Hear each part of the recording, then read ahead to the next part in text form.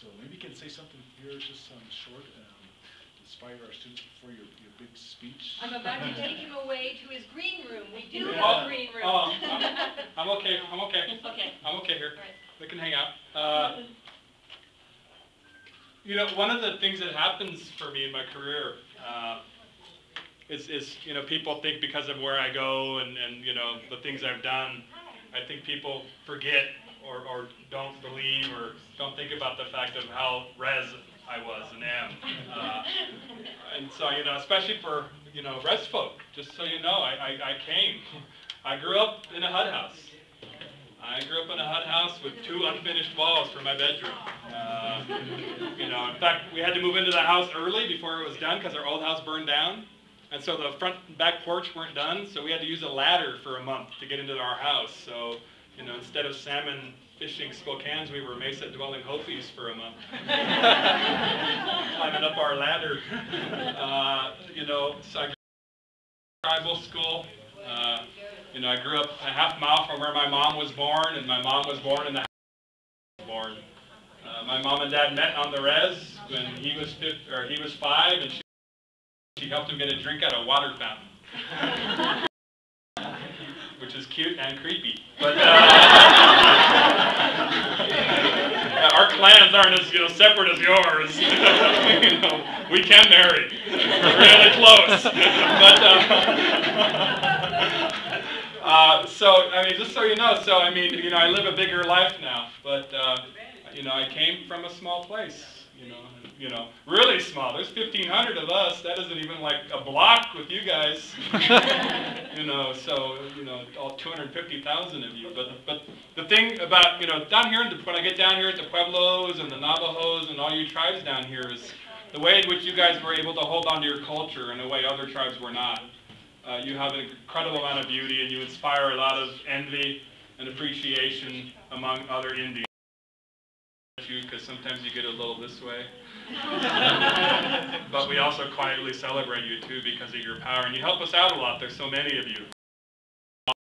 You know, when we start talking about the number of Indians in the country, you bring that number up really high.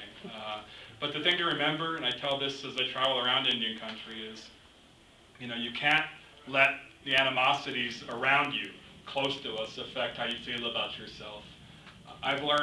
One thing I've learned is that the world loves us. The world loves us and aches to hear our stories. Everywhere I've gone in the world, and I've been in 38 countries, they love us and they want to hear the stories. And not just traditional stories. They want to know how we're living our lives now. They want to know everything about us.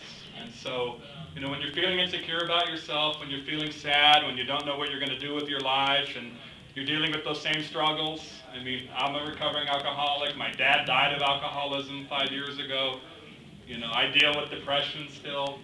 Just know that there's a little light out there. People care, and people are listening, and they want to listen. And you have so much beauty inside of your cultures, and you have, you know, inside your tribes it's been tapped, but it has yet to really explode out into the world. I keep waiting. I was teasing some students today here. Somebody needs to write that Navajo Harry Potter. I mean, you've got so much magic in your culture. I mean, there's so much. Some little Indian boy or girl story that you got so much magic. You got witches roaming around. She's wearing white shoes right now. So just know that there's ways in which you can take the beauty of your culture and you can tell it into stories that everybody can listen to. And you can still protect what's sacred, but you can take what's beautiful too and go out into the world with it because people want to hear it. And there's so much beauty inside all of your tribes. I'm looking forward to hearing it. I want you to write it. I want you to tell it. I'm a big fan of Indians, and I'm a big fan of Indian stories. So tell your own stories, man. Tell your own stories. Thank you very much. And one student I went to Washington, D.C. with, he says, you know what, Dine College is like a school of Harry Potters. You know, we have these drumsticks and these sorcerers. Because we're such a rich, powerful, cultural base, you know, we have all these stories and songs that we can transcend. We can create things. And that's what these students are talking about. So I want to say that our students, staff, and I don't know Actually, and just wanted to stop by and touch base, and gonna go fight for some funding for all of